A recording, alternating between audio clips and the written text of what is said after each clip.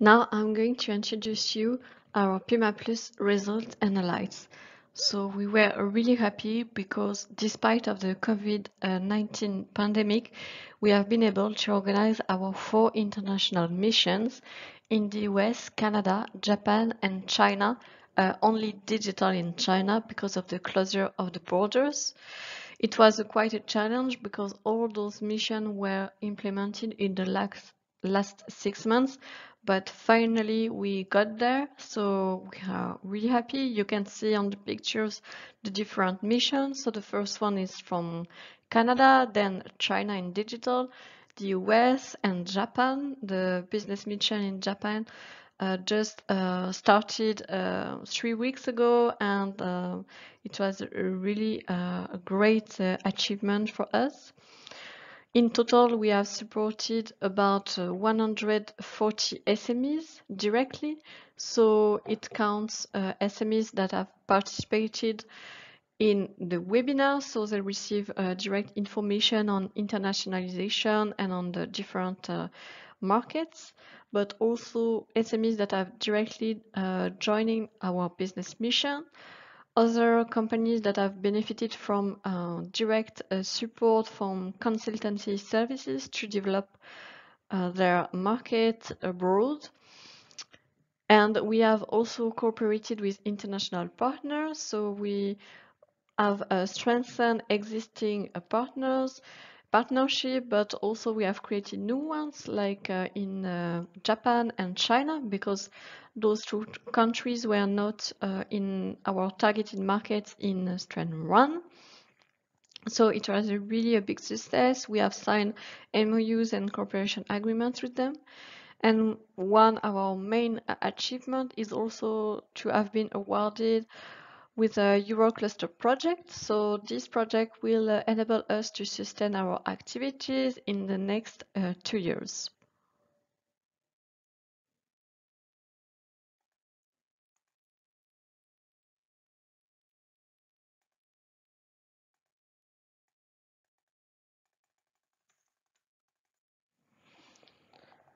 Ok, c'est quoi ce bordel? Je peux pas passer.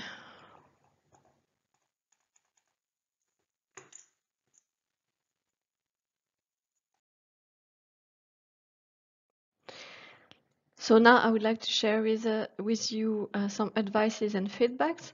First, I think it's really important for you to align your internationalization activities with your cluster strategy, because it will be easier for your cluster if you leverage from your assets. So what you are already doing in international at the international level, to align that with what you want to do in your project with your partners.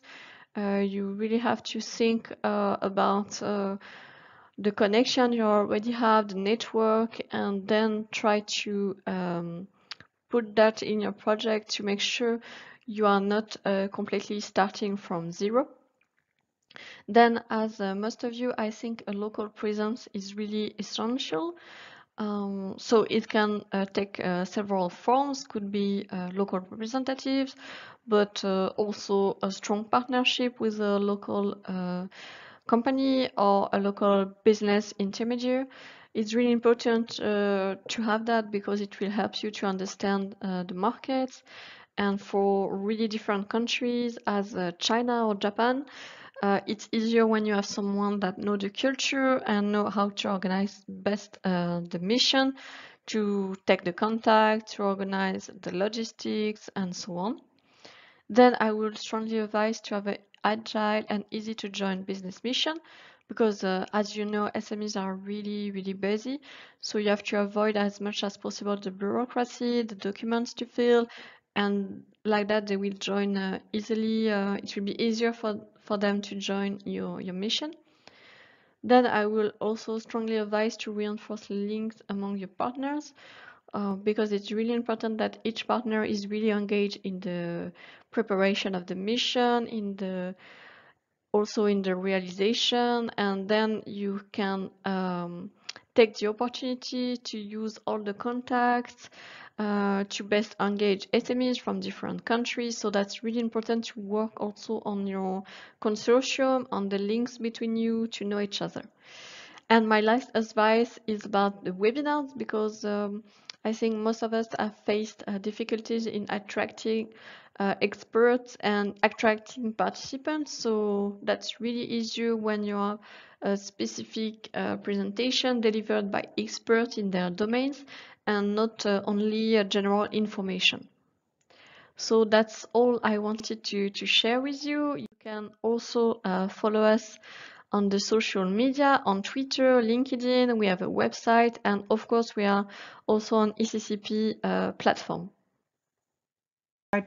In September, and then October and November for these 3 target countries. However, maybe I can share in a different way some aspects linked to the project. So maybe to show you the activities that were unaffected by the situation. So this is the case for everything linked to, of course, webinars, the development of all the training materials for SMEs, and the direct contacts with SMEs thanks to our daily contacts through our different clusters. All activities linked to communication and dissemination, of course, online. Everything was switched online, clearly. Of course, the activities that were directly impacted were all the preparatory and reverse missions. We had to conduct all these activities online. And of course, this is a big issue for sometimes creating some specific bonds that could be better created with the physical meetings, but okay, we had to go through this. I think it's the case for everyone around in this meeting today. And in terms of activities partially impacted, in the sense that we managed to find some workarounds were about steering committee meetings. So of course we switched those online. And then for direct missions, we required, as I mentioned, the extension of the execution period of the project to be able to conduct these missions.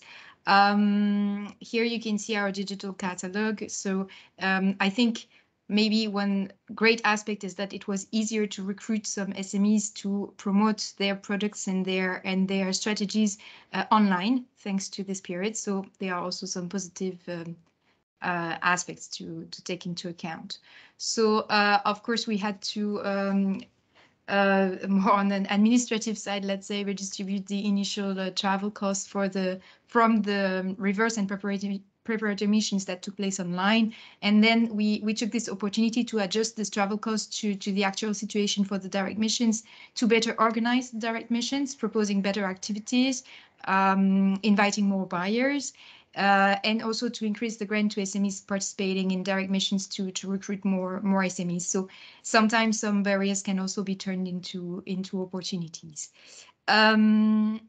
Yeah, I'm stopping here because we don't really have as many results as for PIMAP Plus. However, I want to reinforce everything that Alithea said in terms of bureaucracy for SMEs, and everything that was mentioned also in terms of all the reinforcement of direct contacts on spot. This is the case for us. We have the chance. Our cluster is from Wallonia in Belgium. We have the Walloon Agency for Export that is supporting us very strongly. So I think this is a great opportunity to reinforce all these contacts that we already have sometimes, but also that we can create with the on-spot organizations. So that's what we're working on for the upcoming missions that we're organizing. And maybe next meeting I'll be able to present more results. Thank you. Thank you very much, Pauline. Thank you for your participation. I know you had some constraints, so thank you. And now I will let the floor to Colin from Space to Wave. Yes, hello everyone. I'm sharing my screen. Check. Is it okay? Yes. Okay, yeah. Perfect. So I'm Colin, I represent Space to Wave project, and we are a specific project because we were selected under the call dealing with Earth observation and the use of Earth observation. And in our case, Earth observation applied to maritime domain. So there was a first complexity because we can target very different sectors from aquaculture to defense, safety and security, renewable energy. So it was quite, it's quite specific because we have different SMEs with different profiles and needs.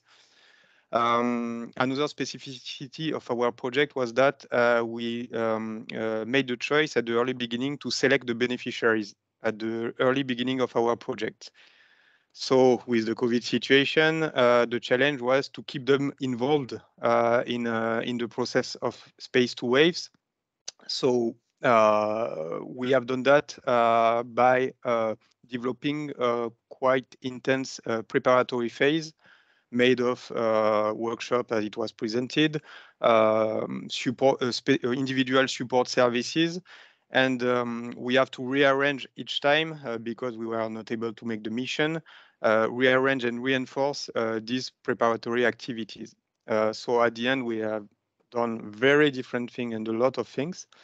We have to organize our mission. We have ended 2 weeks ago, I think, like most of you. And we were able to organize physically 3 missions out of 4. And we have been able to organize it in Australia, Canada, and the United Arab Emirates. Unfortunately, not in South Africa, but we have reinforced the online part for that. We are now in the monitoring phase. So as most of the presentation I heard now, we have some results, but not everything. But globally, we are satisfied because I think it was very useful for the companies. That's their sayings or the information we are collected now. And we hope we will reach all the great indicators we all have, especially business agreements. So my best practices or our best practices is be flexible. I mean, we were forced to be flexible because of the situation. And I think what really worked in our project was the constant discussion we have with our project officer. We have 2 project officers during the project lifetime. And I have to say that it was, we made maybe each 2 months the status of the activities and what we plan, because it was not possible what we were foreseen 2 months before. And I think it was very, very positive. One of the added value was that also now we are fully experts in amendment process for that kind of project. So the second one was to create the community of SMEs and cluster and keep them engaged. I think again, the philosophy of our project was to be very specific to a small number of SMEs. And I think we have succeeded in creating this community because there were many exchanges between them. I think this is in general what we can observe in internationalization mission, but there were also many very relevant contacts between the European SMEs between them. So I think this is also important. In addition, we have strong links with other cluster partnership that will be presented after. Connectio, which is the other Earth observation project. So we are 2 sister projects. And we have been in close contact with them because we have a shared target country, and we have and we will organize joint events too, especially dealing with the matchmaking of companies, sharing their experiences from the 2 projects. It will be organized at the end of August. And ELB Plus on renewable marine energy, because we have Canada in common, and the 2 missions in ELB and Space to Wave were organized at the same event in Canada. So the companies had the opportunities to meet themselves. And as I was saying, Earth observation is applied in many different sectors, and it was the occasion to make some links also between the European companies. Finally, and for us, it was very crucial. It's to have someone on site for the organization of the mission. The reality was that we have planned a subcontracting contract to do that. It was very helpful, but not really easy to find the right person. It can be very complicated, and I think on that, it could be, in my opinion, interesting to share, let's say, the good resource people or good expert in the different countries that could support future missions abroad. And that's it for me. Thank you very much. Thank you, Colin. I think it was really interesting what you said about synergy between our projects. So I think we can discuss that again after in the QA session. So now it is Sandra from Connecteo. If okay, yeah, I have your slides to share. So Please. just 1 second.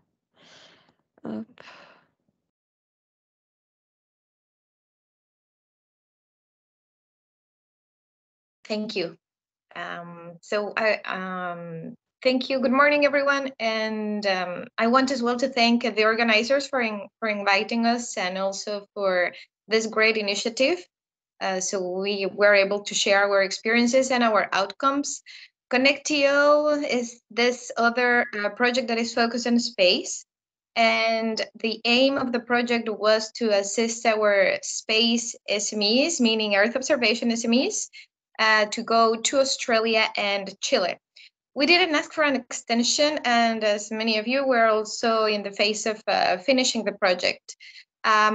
So I prepared 2 slides. The first slide is the outcomes in a shape of a list.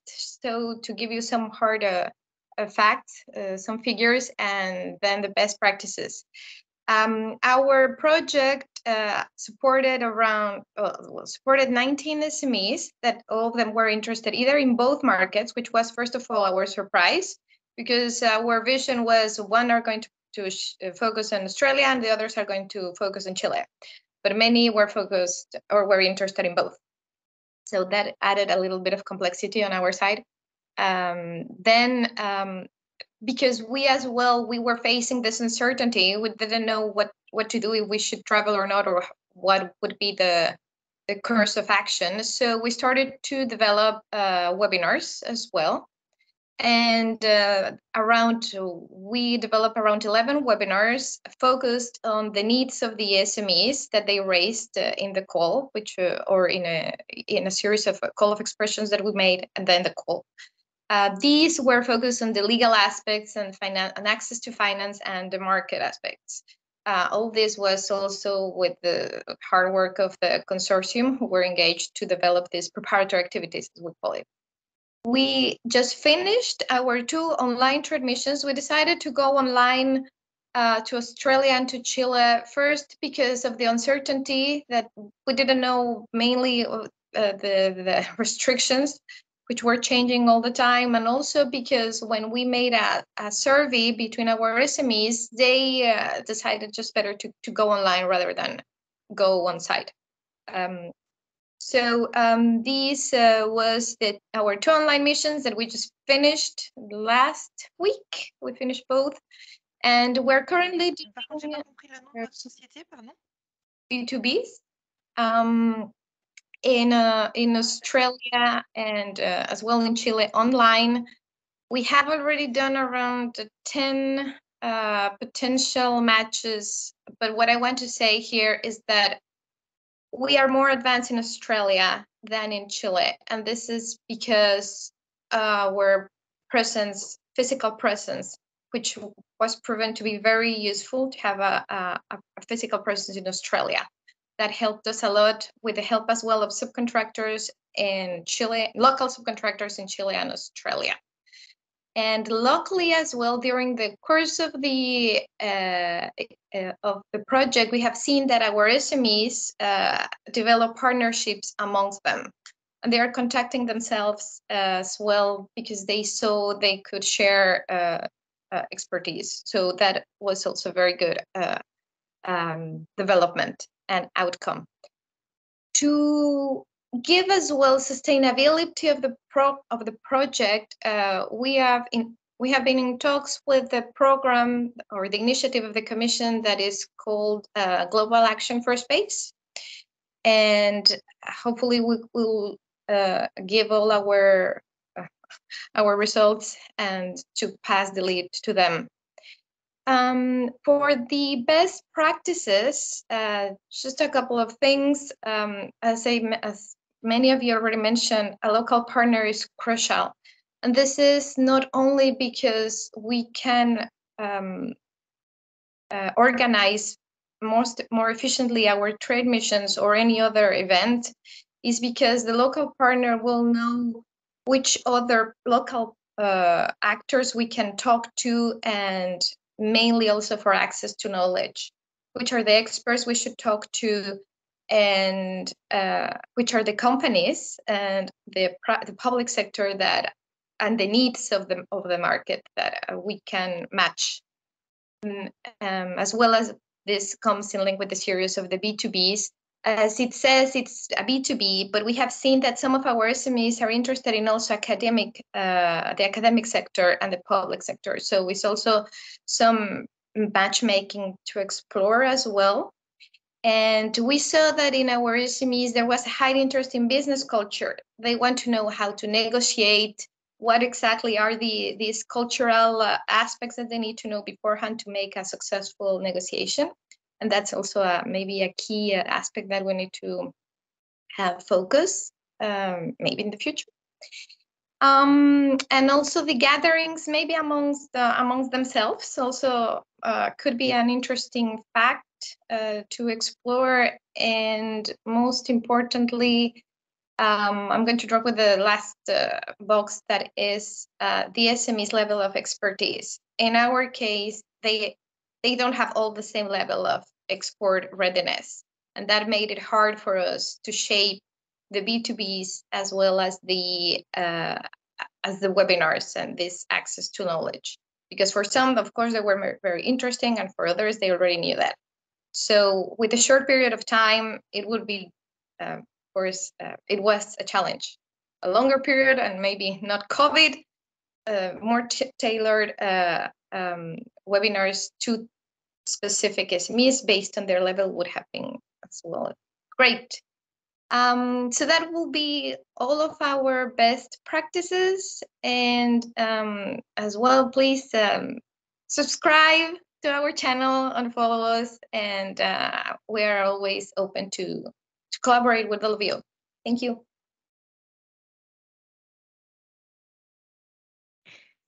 Thank you, Sandra. Now I will let the floor to Ségolène from GCC EU.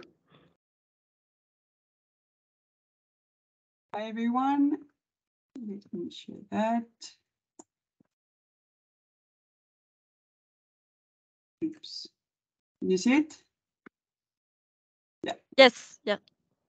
So I'm Ségolène Lelout from Cosmetic Valley, France. I'm the coordinator of Global Cosmetic Cluster Europe, which involve 6 cosmetics clusters in Europe, from Portugal, Spain, Italy, Turkey, and Romania, and France, of course.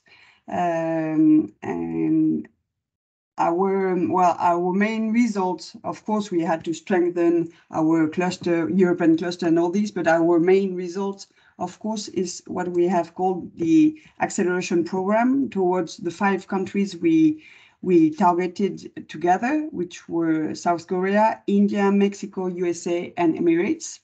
And in fact, we have created, it's what we are the most proud of, we have created this acceleration program towards SMEs with 4 main actions: market intelligence, where we have given content on those markets to all along the project to our companies through market watch bulletins, and we still have 2 left until the end of August. 5 country focused country market studies.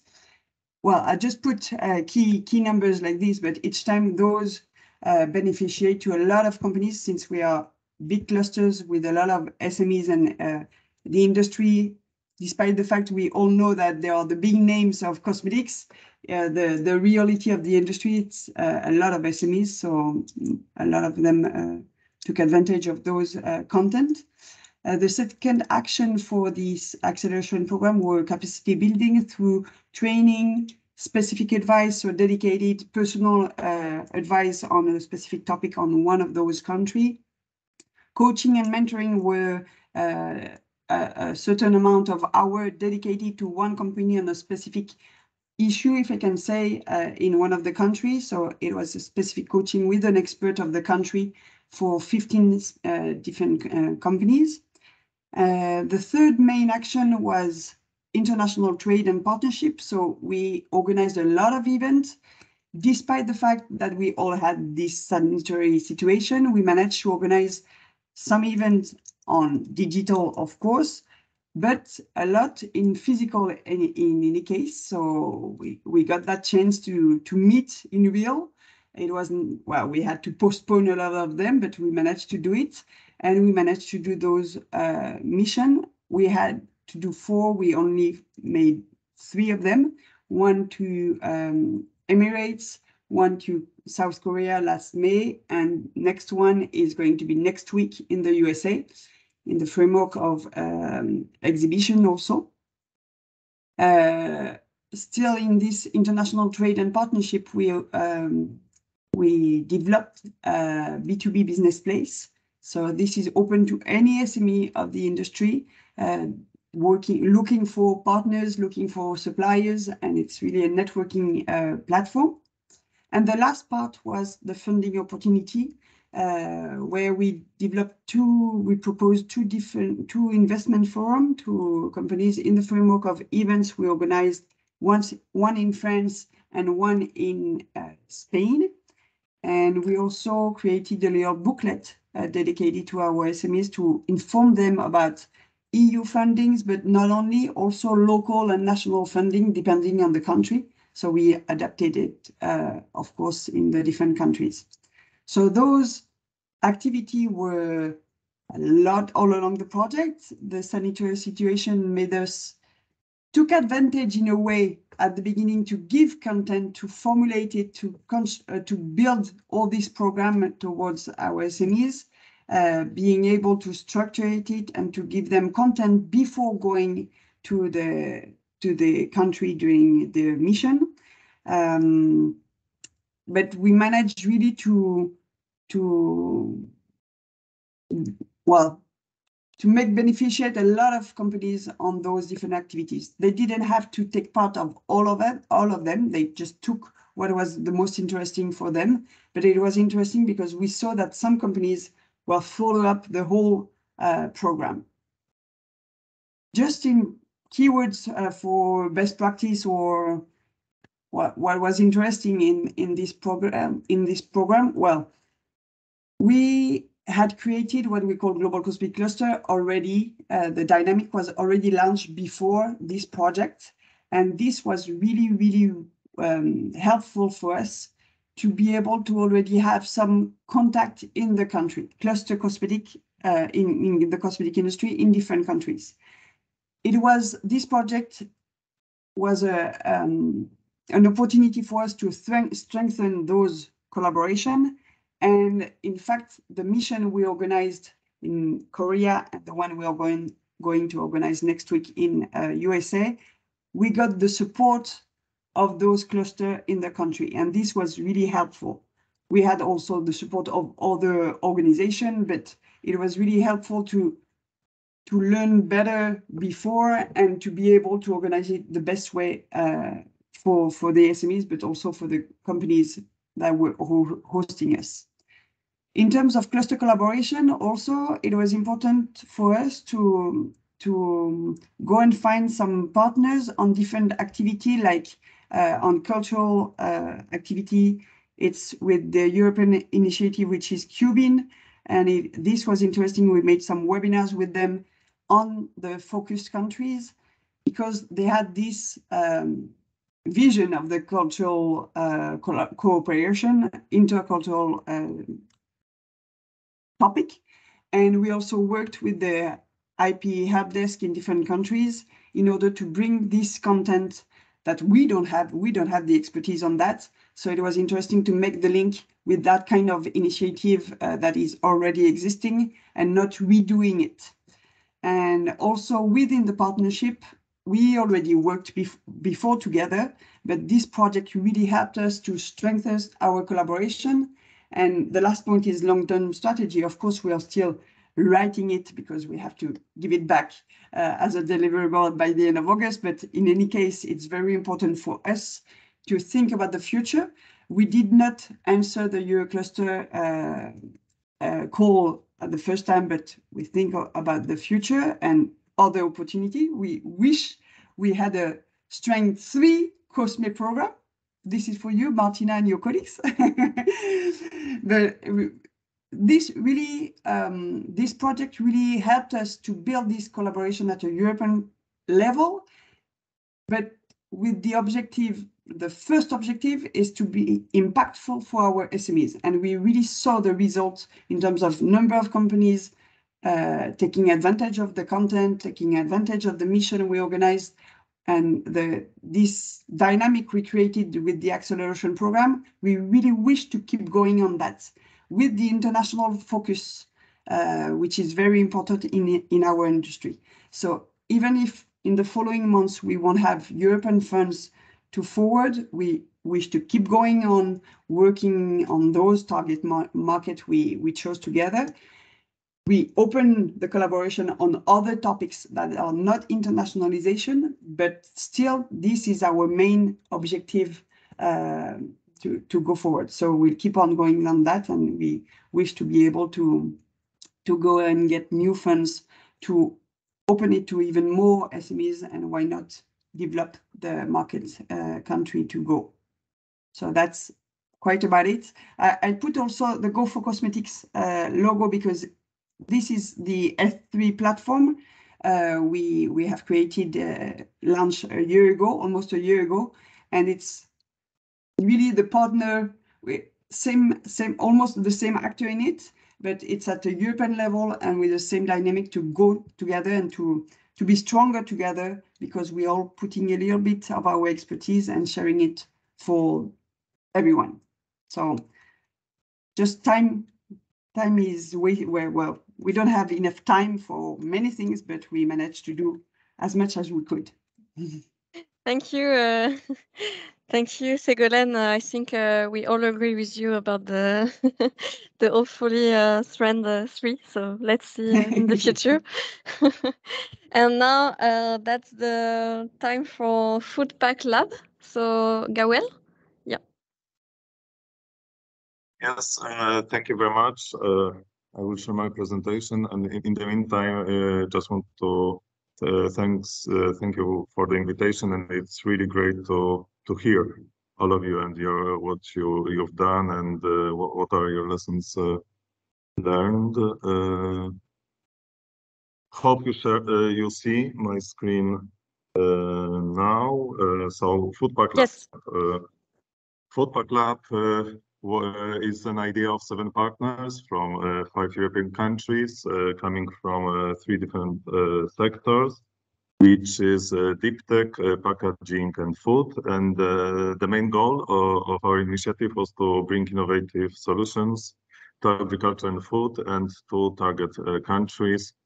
In our case, these are India and South Africa. These were our activities. Basically, you all know the scheme, because this is what the clusters Go International are about. So first we did some market analysis related to targeted countries, fact-finding missions, preparatory webinars, and missions with the SMEs. It was really great plan. I'm still proud of it, but well, as you all know, then the reality came, and this is our project. Of course, the one which is above, and it was a nightmare, in fact, to deal with all those problems which came. We overcame most of them, I think. So now, instead of problems, I can talk about challenges.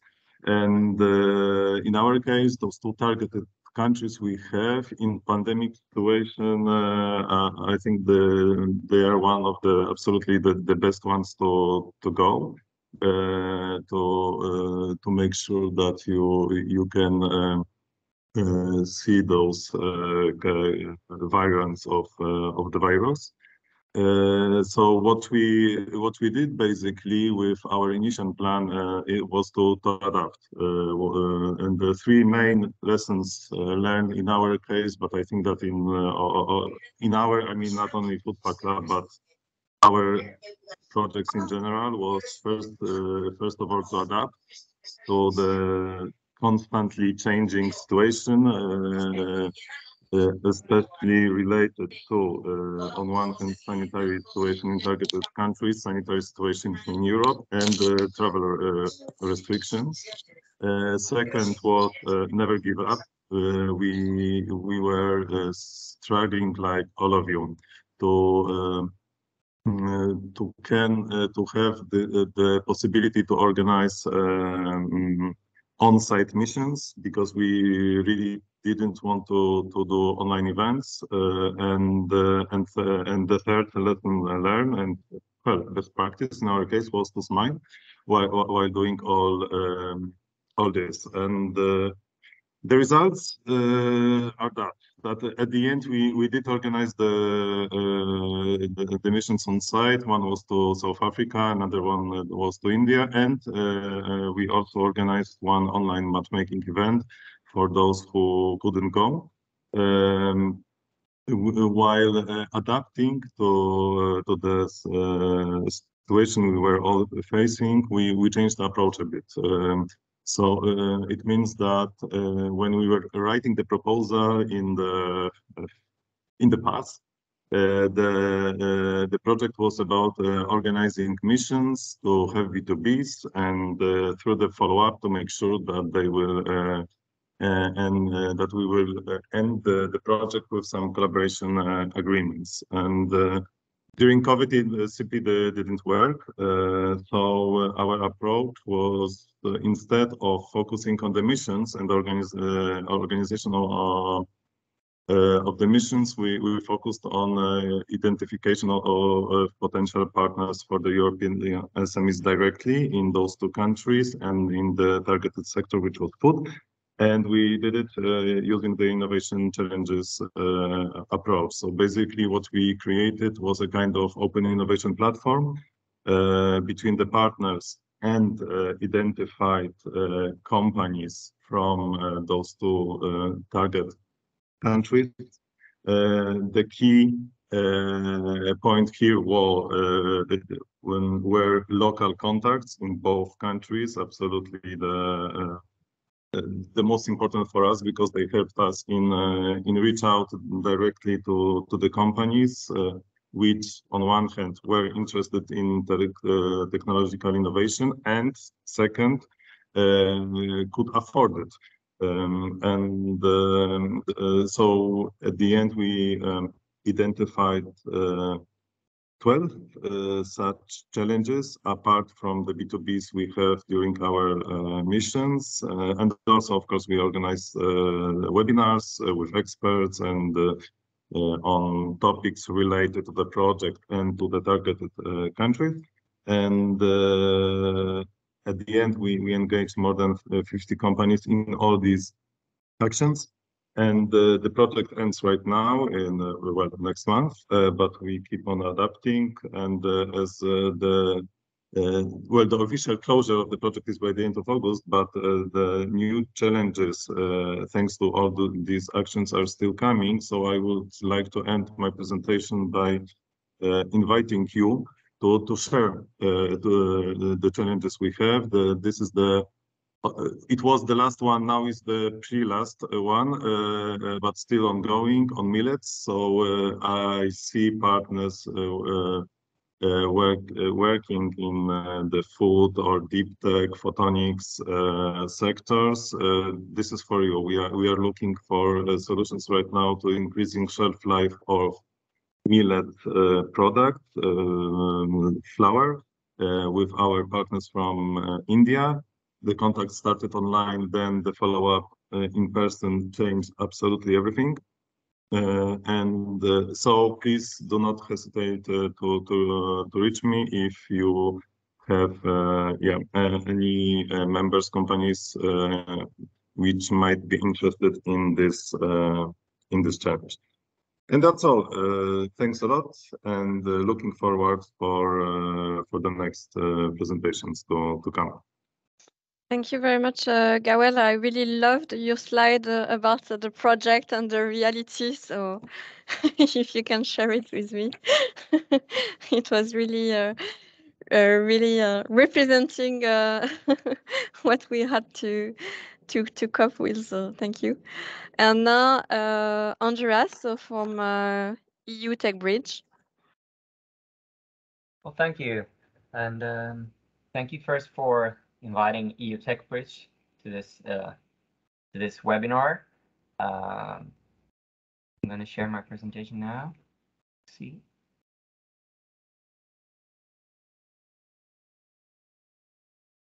It's a very good initiative, this webinar, and it's really interesting to hear all the successes and the lessons learned from all the other projects. I see that we have many similarities in what we have experienced during this time, and I will also say that as another speaker said before, our project is extended, so we will continue until February next year. So the results we will show now is what we see so far in this process, and a little bit of the background. We are targeting North America, United States, and Canada, and we are in the sector of water and energy solutions. We are 5 clusters: Water Alliance from the Netherlands, LE2C from Italy, Sustainable Business Hub, which I represent, also from Sweden, Avaesen in Spain, and Clean in Denmark. So some results so far. We've launched 5 missions with several end users, all digital, virtually launched.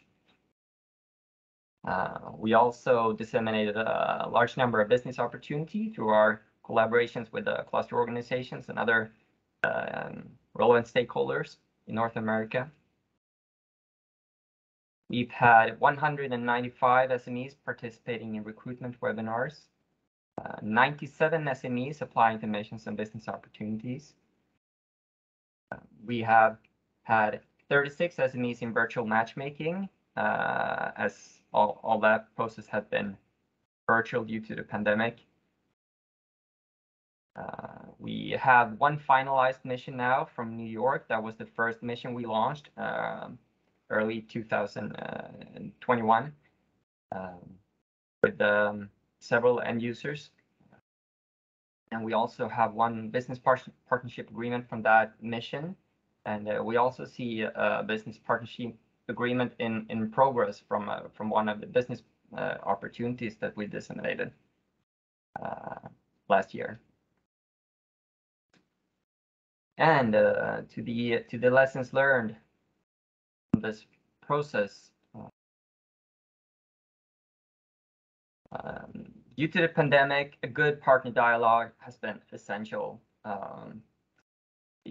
Very special to start a project having the first sort of kickoff partner meeting virtual instead of physical. Instead of having a full day partner meeting, it was a 3-day, half-day webinar session. Other things that have been important has been to have the same date, the same time, recurring update meeting with the partners to make sure everyone is on board in this process, and all the normal stuff, to have being well organized in the meeting, having a good agenda that everyone can follow. All these things have been extra important during the pandemic.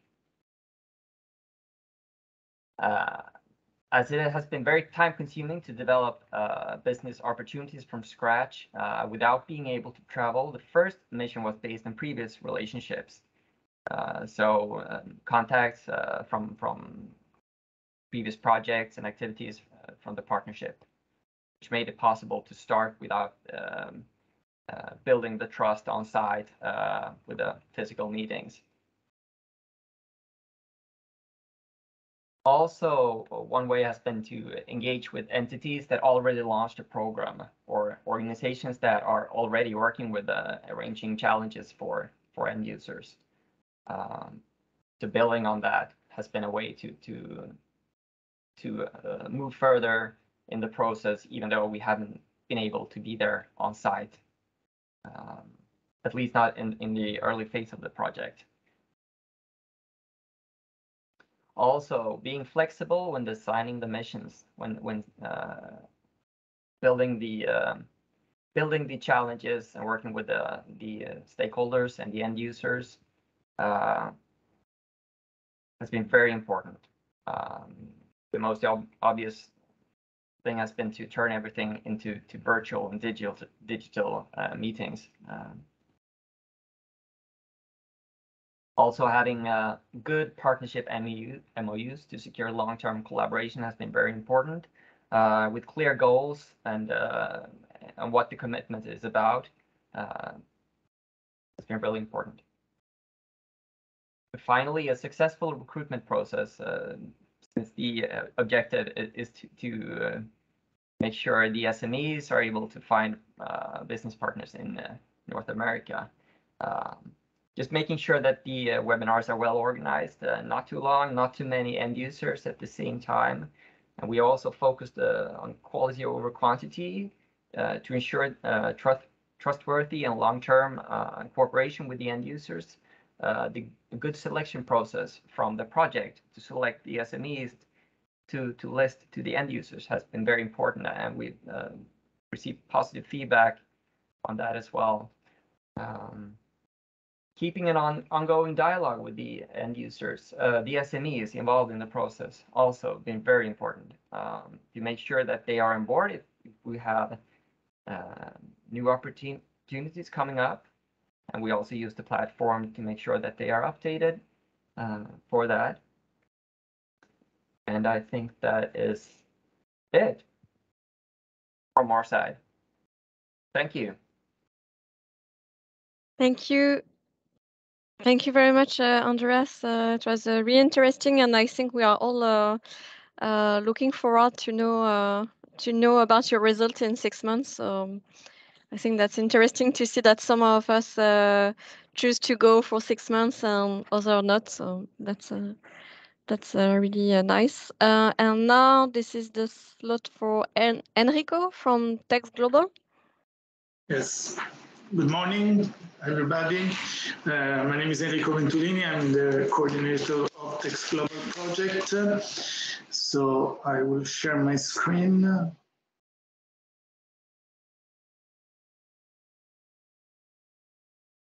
Yes. So TEXGLOBAL is a project funded under STREAM 2A and is about the internationalization of textile SMEs of European Union. 5 partners. Tuscan Fashion Cluster is the coordinator in Italy. Then we have Tectera in France, AEI Textile in Catalonia, Ateval in Valencia, and CITEV, the Portuguese Textile Cluster in North region of Portugal. So we are 5 textile-based clusters, and we address 3 countries, USA, Mexico, and Vietnam. So we already performed the first mission that was held last March, at the end of March this year, to Mexico. We are planning the next mission to Vietnam in November this year, and then we have USA in May next year. The project was extended of 1 year due to the pandemic situation, and countries like Mexico and Vietnam during the first period of the pandemic were closed to visitors. So this is why we had to postpone, but we are very happy about the results that we achieved for Mexico mission, as 9 European textile companies from Europe participated in person, doing B2B meetings, company visits, university visits, and the creation of links with the stakeholders in Mexico. So we have already signed one cooperation agreement with the Textile Chamber of Commerce of Puebla, and other 3 are in progress with the Textile Chamber of Commerce of Mexico City, Canaintex, and 2 universities with the textile departments and faculties, one in Mexico City and the other one in Puebla. The Mexican companies met during the mission by the European textile SMEs were 32, so we had quite good number of visits. And the lesson learned from this mission is that it is very important to have good connections with the local stakeholders. In this case, the responsible for the mission was AI Textil.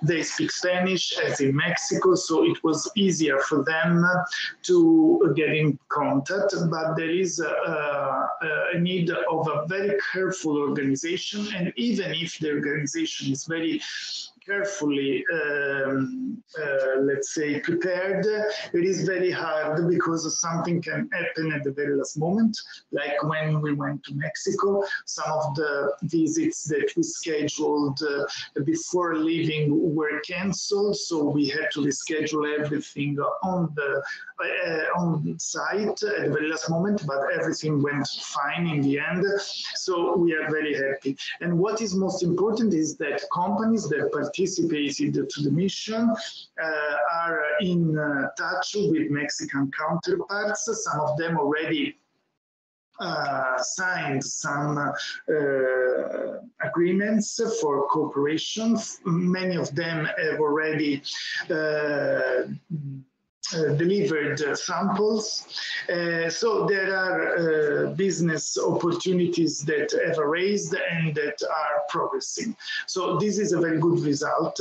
So another lesson learned is that you need to talk to your companies in order also to see what are the progresses after the mission and understand if you can support them in any specific way. So many of them are doing business, but some of them are still discussing because, you know, the average time needed for achieving a business agreement is 1 year after the mission. So this is from previous experiences of our partners and also from what we learned during the mission to Mexico. The next missions will be, as I mentioned, to Vietnam and USA. So Vietnam is Hanoitex, is a fair that will take place in Hanoi in November. And the idea, the plan for USA is to take part to TEXGLOBAL North America, which is the exhibition of technical textiles taking place in Atlanta in May. So as regards Vietnam, we are preparing the mission. So we already defined a value proposition of European textile companies wanting to explore the opportunities of Vietnam. As you know, Vietnam is an emerging economy, so the economy is growing very fast in that country. So we think that normally Vietnamese companies are suppliers or subcontractors of Chinese or other international big groups. So what we hope to achieve is to change this business model and explore Vietnam as a possible final market. Hanoitex is taking place on November, so we are bridging with the stakeholders, with the organizers, so the Vietnamese Textile Association, the fair organization, and other like Chamber of Commerce for textile sector, so other local stakeholders. And it is not easy at all. So this is another lesson learned, that you need to have somebody on the place able to also overcome language barriers, because in Vietnam, English is not so well developed. So you need to or well, let's say it's not so practiced by small and medium enterprises. So you need to have somebody who really can create the link and take care of the organization. For this reason, we are targeting a couple of local experts that will support us with the preparation of the mission. And here again, the idea, since Vietnam is quite complicated as a country and the fair is not so attractive because it's a small fair and there are not big fairs like in other countries, like in USA, for instance. Here the idea is to allow companies to have B2B meetings and showcases, but only virtually. So we will make the physical mission only by mobilizing the project partners and go there for preparing the conditions for the European SMEs to get the best results possible by participating virtually. As I mentioned, the fair to USA will be in March because the project will, after the extension, will end in August 2023. If you have any question, I will be available. Thank you very much to the organizer, for this webinar and also to participants for having listened. Thank you very much. Thank you very much, Enrico, and good luck with your one-year extension. That's, I think, great also. So, and now this is LB Plus, so Marco. Hi, Alita.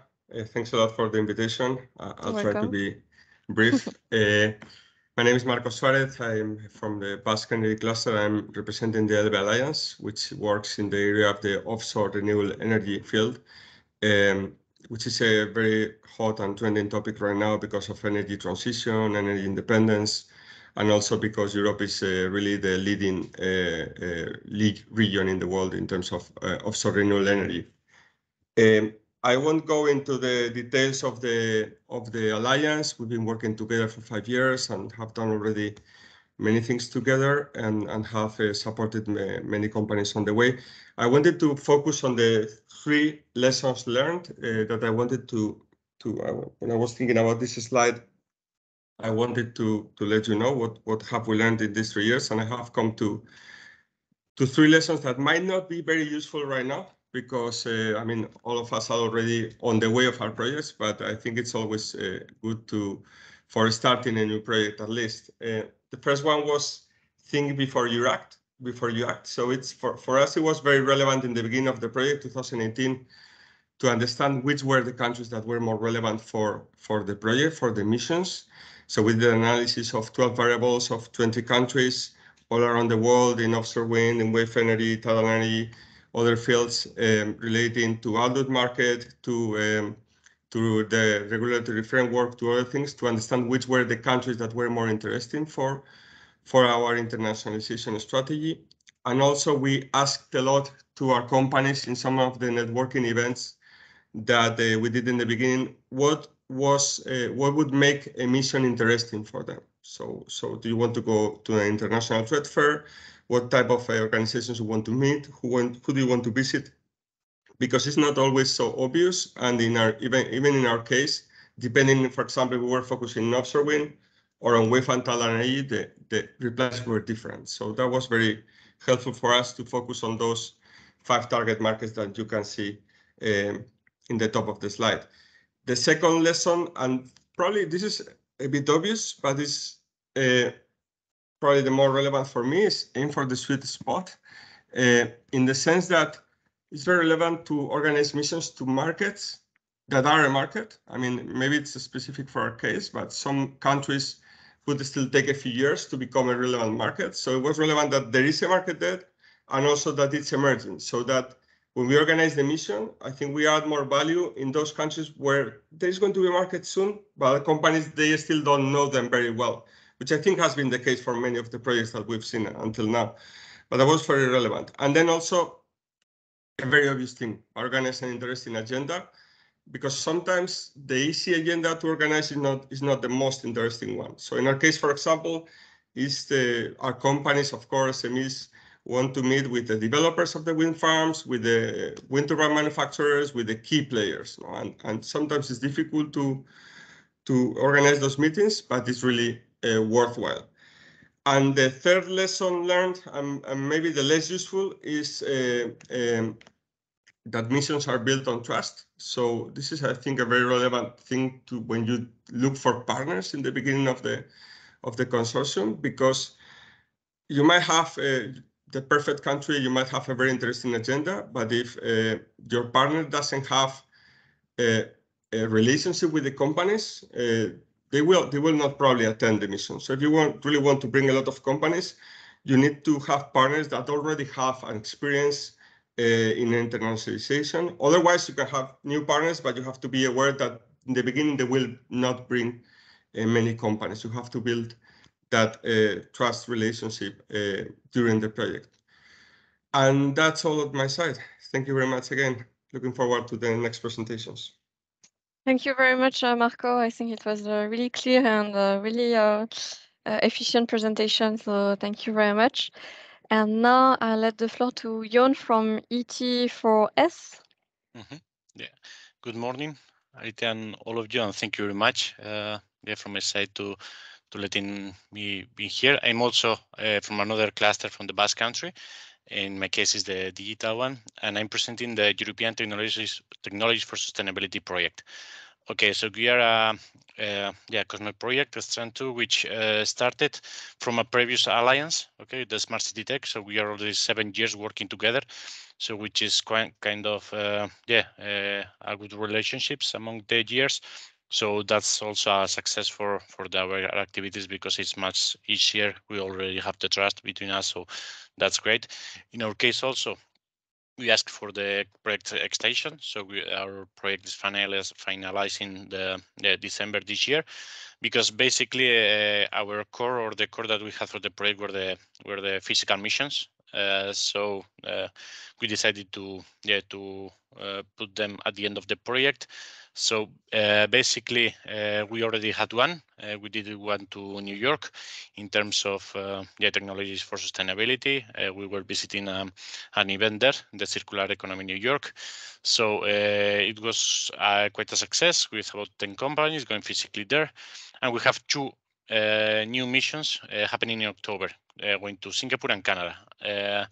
The only one is because we have a 4th one planned, because we are supposed to go to Taiwan, but it's gonna be very challenging, because it is still closed country, so probably we'll not be able to do it physically. But we are checking which is the way to perform it. We've been some activities, like for example that the ECCPs maybe will organize a matchmaking, so we are checking which can be the way to do it. But the last option is to do something online, which we already had some webinars there, so we already started, but we need to focus more. Basically we work also with local actors, what we call bridgehead partners. Is with we support them, and we are getting support from them, just to build relationships, just to know the ecosystem and everything. So which is really helpful. In our case, we are over 200 companies involved in webinars. Physical missions is about 10, and some other activities like the train the trainers that we organize. We already have some several attendance. So in this case, the direct affected companies or impacted companies is we are very happy with this. Even if of course we would like to involve as many companies as possible for the missions, but of course due to the COVID, it's being much more challenging. Also we have a sustainability plan already from the previous partnership from the Smart City Tech, which of course it helps because we are even if in the project we are only 5 partners. In this Smart City Tech partnership, we are 12 clusters from different European, I think it's 8 European countries. So which really helps to perform activities in these 7 years that we already did. So as best practice is, well, first to share which are the difficulties. Of course, COVID-19. performing an internationalization project with a pandemic, it's been really challenging. So we are still adapting every day. It's like we were supposed to go to the missions at the beginning of the year. Of course, with the new web, it was impossible. Now we hopefully will go October to those new ones, and our final activity will be also in the Smart City Expo in Barcelona. So we are still in these plans, but maybe we will need to change it. Hopefully not, but we'll see. And of course, the other difficult or the challenge always is engaging SMEs. So in our case, how we performed it, it was with a continuous communication with the companies. Also, as it was already mentioned, so it's not new, but their involvement in the whole life cycle of the elaborating the agendas, the mission. So we've seen that if they are telling us which are their interests, which can be the visits since the beginning that we are planning, they really get much more engaged, and it's going to be much more interesting for them, the content of our missions. And of course, the attractive agenda that we need to work. So the specific events, trade fairs, and whatever with networking opportunities, because it's what in our case the companies were really needing. Of course, also some knowledge about the countries and the key contacts for them. So it's the kind of things that we are checking before working there. And also we've seen important the collaboration with other partnerships. So as for example, this morning I already heard several projects working towards US, for example. So joining forces and doing things together, I think it's very important, and it's a great value for all of us, and to have a more complete agenda. So that's in a nutshell what I wanted to talk about the ET Forest project. And thanks again. Thank you very much. It was really interesting, and to see that you have the extension as well. So good luck with your travel in October. So now it is the turn of Anna from Geoenergy Europe 2.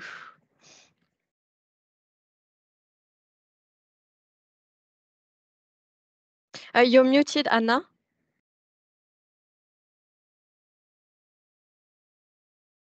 Yes, no. No, it's not.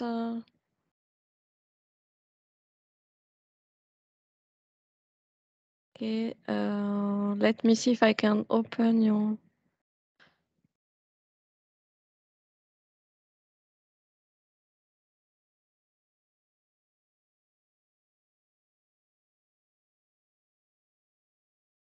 No, we don't hear you. Okay. Now it's okay. Now it's okay. Okay. And let me share my presentation as well. Sorry. Okay. So I'm Annalisa Laval. I'm the coordinator for Geoenergy Europe. And our main goal is to help our SMEs, to export the knowledge and services in the geothermal field to 4 target countries: Canada, Chile, Kenya, and Costa Rica. And how are we going to do this? Through 4 training sessions and 4 market visits. So our main thoughts regarding experience during COVID-19, as many of you already said, it's really complicated to do some kind of internalization of SMEs during a pandemic. So we find that maintaining dialogue between clusters via monthly meetings and a document sharing platform was really helpful, and maintaining the communication with the SMEs and the public via social media and cluster newsletters. We also noticed that virtual networking, so a lot of preparatory work before the training sessions and the market visits, really helped to access and assess the market opportunity in the target countries. And one thing that we have noticed, and I've seen some really good advices from the previous presentations, is the lack of engagement of the SMEs, not only because they are still recovering from 2 long years, but also because the pandemic forced us to postpone a lot of our G2 activities. So our main results up until now, we have had 3 virtual training sessions with an expert on that target country. So we have had Canada, Kenya, and Chile. We have had 2 physical market visits organized during a local conference or congress. mainly Canada and Chile. And next month we are going to have in Kenya also during a conference. I don't have all numbers, but up until now we have 13 supported SMEs that have participated in these market visits. So they were supported by the clusters to go to these countries and engage in networking. We also decided to do some webinars focused on geothermal energy and markets. So we have had 2, and we will have a 3rd one. We have shared between the cluster 13 market intel emails that give all the clusters an overview of what is happening in the geothermal market. And we have had 4 cooperation agreements signed between clusters and another partners or other clusters, other projects. And we are hoping to reach the 10 that we are foreseeing in our KPIs. So our advices are to really boost the virtual networking in order to maximize the efficiency of the market visits / webinars and internationalization of the SMEs, and the clusters to provide the maximum assistance they can in these international missions, not only with the bureaucracy, but also try to engage the SMEs, as well in parallel to training sessions and webinars focused on the target countries. And one thing that we've noticed is that it is important for clusters to create links between SMEs and higher education institutes, also, to improve research in this area, and then to do another link with the other SMEs. And that's all from me. Thank you very much. Thank you very much, Anna. Thank you for your presentation. So now this is the Magia to Market, Eugenio, if you are here. Hello, good morning. Hello. Can you hear me? Yeah, very well. Okay, great. So let me share my slides.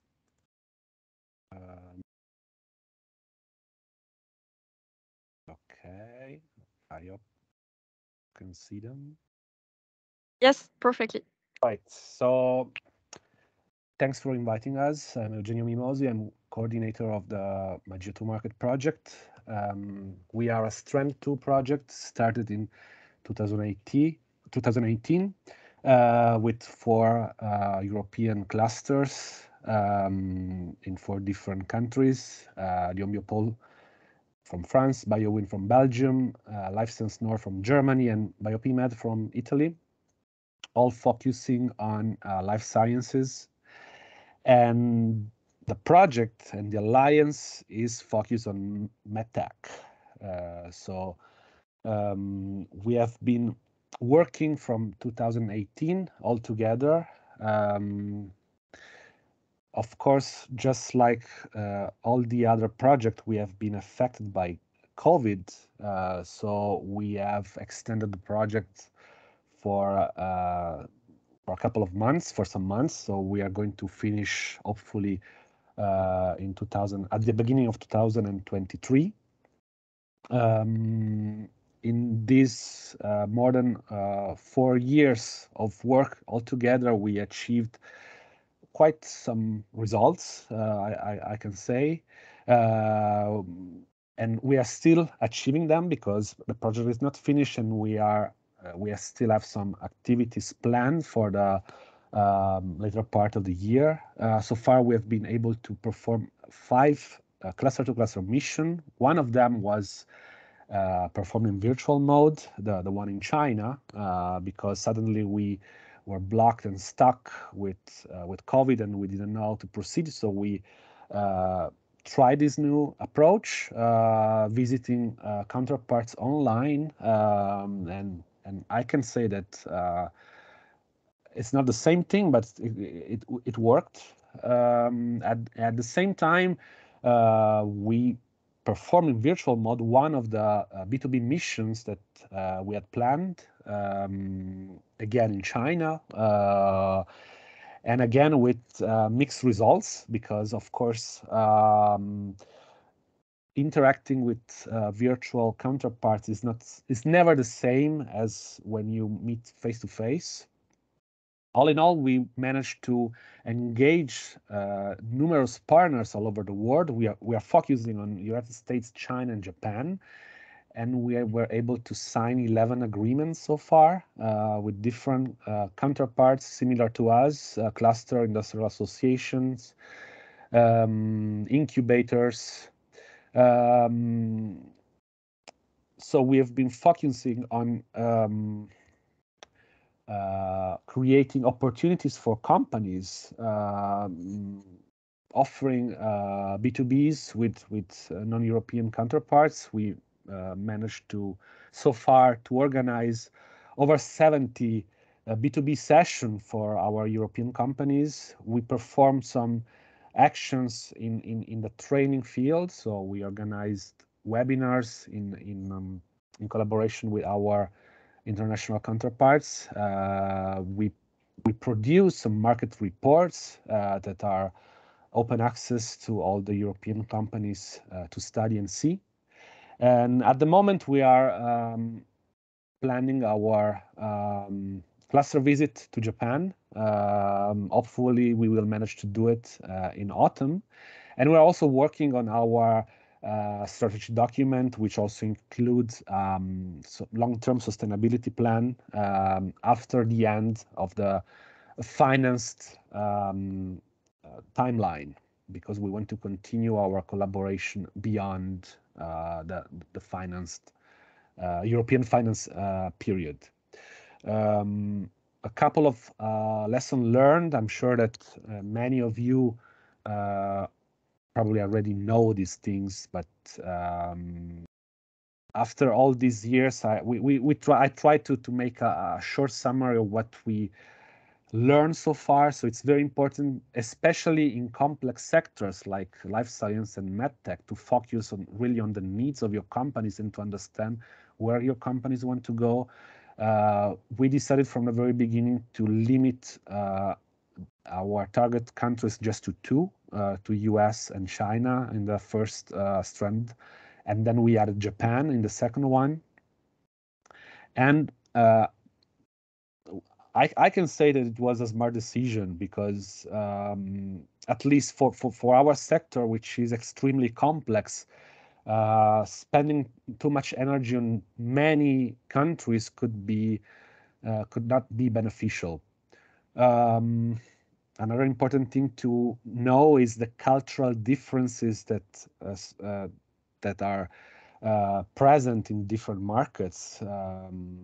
We faced this, especially with the Asian markets that are extremely different from a business point of view and approach and behavior compared to the Western countries, Europe and United States. So it's very important to custom made every mission according to the business culture. Of course, counterparts abroad are the pillar of our networks. So it's very important to keep in contact with person within those institution and organization, keep in contact periodically, keep in touch, update each other, so that the relation stay alive and you are able to exploit it and use it during a longer period of time.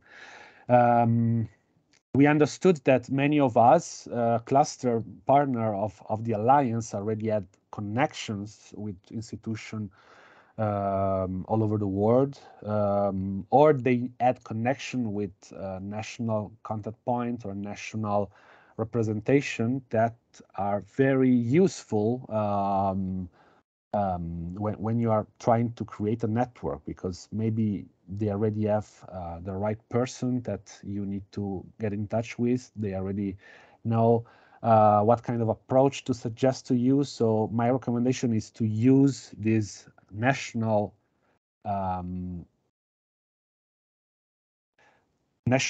network of institutions that you might have abroad with partner institution from your region or from your country. Of course, building a strong network is, as I said, is a very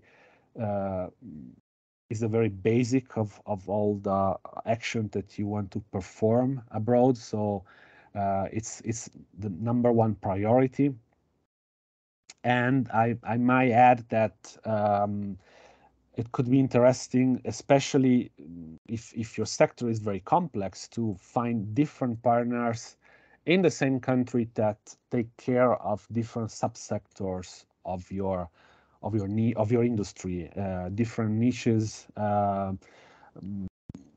For instance, in United States, we know that there are organizations that work that behave like cluster, and they only work in specific niches of our industry in orthopedics, and some others might only focus on digital health. So it's important to have a broader approach and try to engage different specific partners in different countries.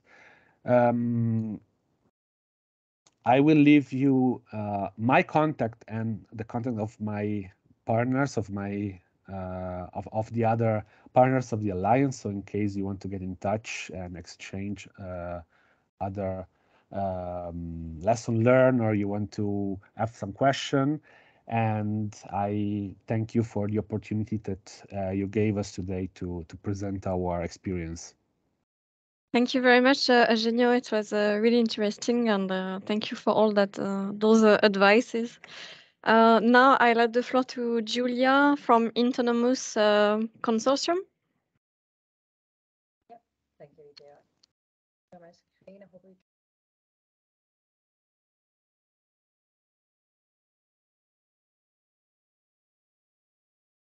can hear me.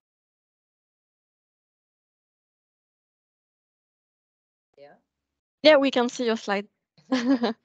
Perfect. Okay, yeah, thank you so much, and thank you, everybody. Julia Maffini, the Next Move cluster. So I'm a European Innovation Project Manager and co-lead the Autonomous project. The Autonomous is a project that will end here and was meant to the internationalization of European companies in the sector of and connected mobility. So here you the 6 partners. We were more or less. So we had Next Move in France, then we had Julia, sorry, we don't hear you very well. The sound is a little bit low. I don't know if you have a possibility to be. If you just get near the computer, is it better like this? Yeah, it's better. Yeah. I try to scream then. Thank you. Thank you. I was saying then that here you can see the 6 partners. So we had from Germany, Hungary, Italy, Sweden, Czech Republic, and France. And the proposal of the Autonomous project was pretty easy, if you can say so. It was in a first moment to build a European collaborative network among the co-participating companies based on the current opportunities on the European market, then to propose an acceleration program, a tailored acceleration program for each of the mission, before each of the mission, to train the participants, both from the commercial aspects and the technical aspects, and then to organize targeted missions, on-site missions, to these strategic markets that were USA, Canada, and the Arab Emirates. So just to show a little bit quickly the results, we had a total of 3 missions. So the Canada mission had sadly to be organized online. I will just give you some infos later, but it was maybe not the mission who had the best results, if we can say it so. Then we had the other 2 in San Francisco and in Dubai and Abu Dhabi. Then we had 3 matchmaking events and 1 final event who was organized end of June, and who also involved several companies. We have, from a point of view of involvement of companies, we had 43 participation to the acceleration programs and 30 to the free missions. A total of more or less 200 B2B meetings, both organized during the missions and also during the matchmaking events. And from a point of view of the consortium, we also assigned 3 very important MOUs for us that are our, if you can say so, our point of access into the ecosystem of the 3 countries. So here, as you can see, you have a photo of each of the missions. So the Canada mission was the one that was planned for November 2021.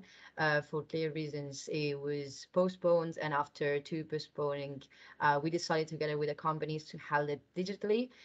We have to say that from a point of view of purely of impact to the companies, it was not the hugest mission, simply because the how do you say, the direct contact that the participants from the other 2 missions managed to have on site was not present. So even if we used the digital formats to get even more participants than compared to the other 2 missions, the personal contact was leaking, and there were less post-mission contacts and long relations established between the participants and the local participants.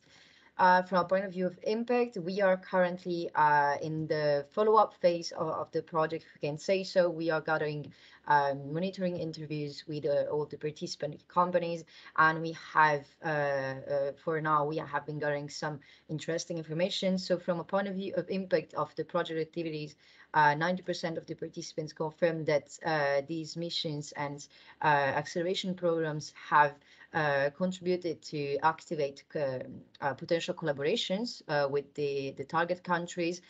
We also asked to quantify a little bit the degree of maturity of the relationships that they established during the missions, and they have quantified this of more or less 4 to 5. So as you can see, there are still contracts and agreements that need to be finalized and signed, but we are on a good direction, and 44% of these collaborations are being concretized with really business contracts and NDAs, for example.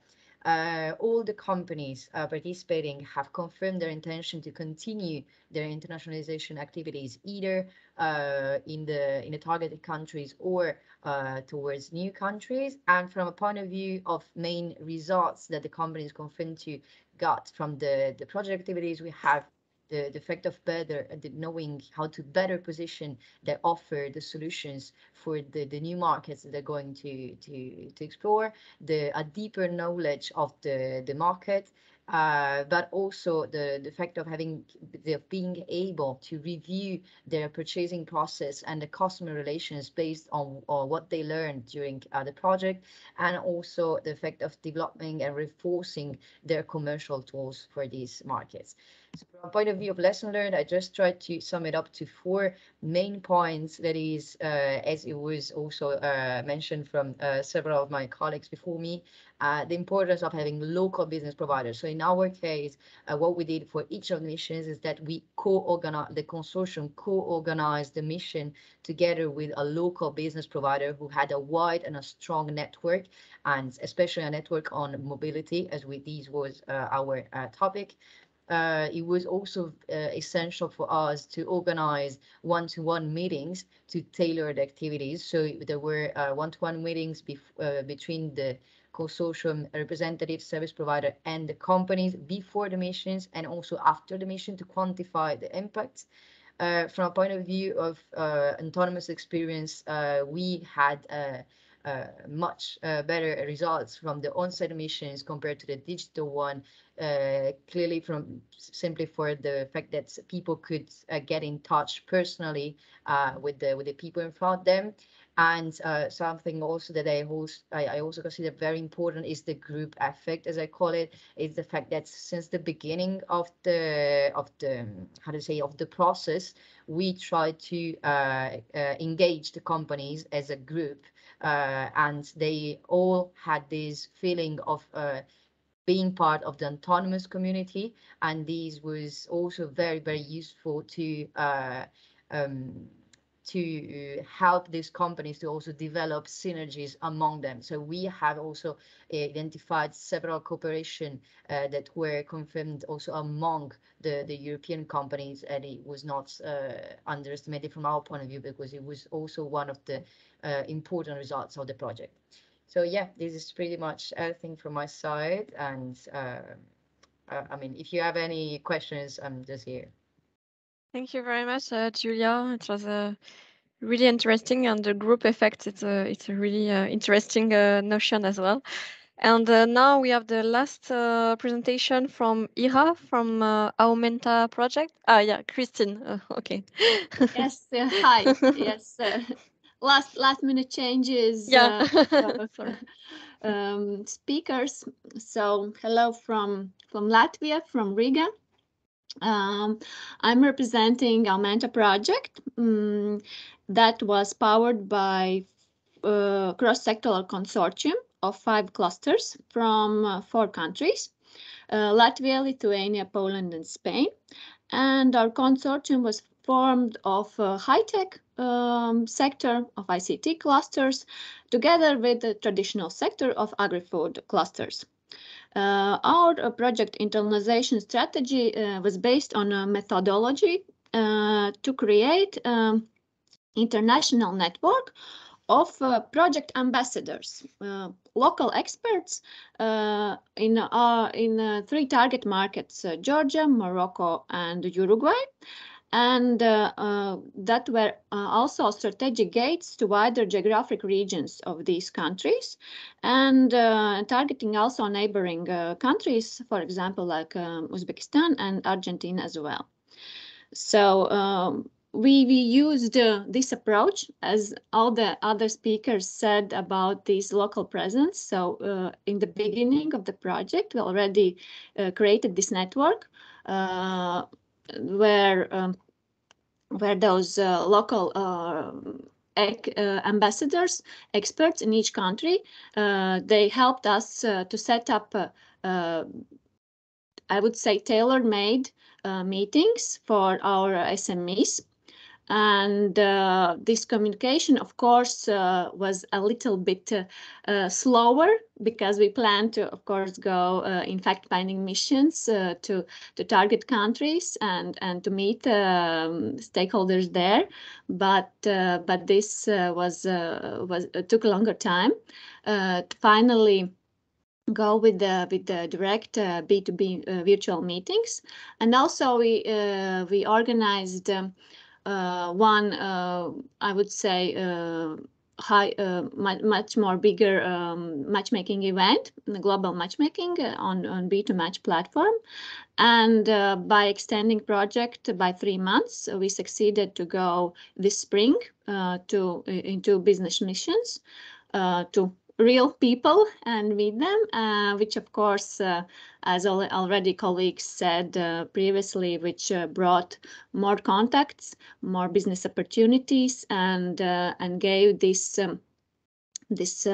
kept the momentum going and reached more potential. We also did incoming missions. Of course, initially plan was to bring, I don't know, some buyer to Europe from the 3rd countries to visit our events, but that unfortunately didn't succeeded as well. But we used connections of Riga Food, which is annual exhibition in Riga in Latvia every year, and we created together this matchmaking event, online matchmaking event, together with the conference organizers, which also brought good results to participant SMEs, and led to deals in 3rd countries, mostly in Georgia, where products from Europe is now represented also in Georgian stores. So we I would say we we succeeded by achieving all the goals what we have set up in the project, and lessons learned from our side. As we targeted various continents in our project, and there is this importance of language. There is still not English, not only English is the main business language, but also if you are reaching for Spanish speaking countries, so they expect that the persons who are coming to their country, they expect still this Spanish speaking person from the Europe, and as well going to the east to Georgia and Uzbekistan, they expect to speak in Russian. So it's this should be taken into consideration by targeting these countries in our experience. So as we use this local expert network, yes, most trust building was using this expert expertise, and it also allowed us to create this tailor-made approach for each target market and also SMEs who are going to those markets. Very similar discoveries were in last two presentations before ours. So this maybe it's kind of a sectoral approach, and yes, and we also discovered that there should be this EU, not EU, but Europe mindset of making business in third countries, or the expert has to know also our culture and how we are dealing with the business issues. And we also use this approach that each ambassador, this expert, was coordinated by one consortium partner. So most activities they were like overseeing the country export strategy and also activities. And as I already mentioned, yes, to use some kind of synergies of ongoing activities. So to see how we can fit and work together with other export activities, with other stakeholders in our countries or also in abroad. Yes, regular communication with SMEs to see if they are still in that focus of that particular target market, or they already have changed their decisions, and also of course use of our cluster personnel networks and individual personnel contact networks that help to organize these business missions, and also to keep this momentum going after the project is ended. And right now we are in the final phase of final reports, and still we have these indicators coming in and saying the project this impact on our SMEs. So thank you. Thank you very much, Christine.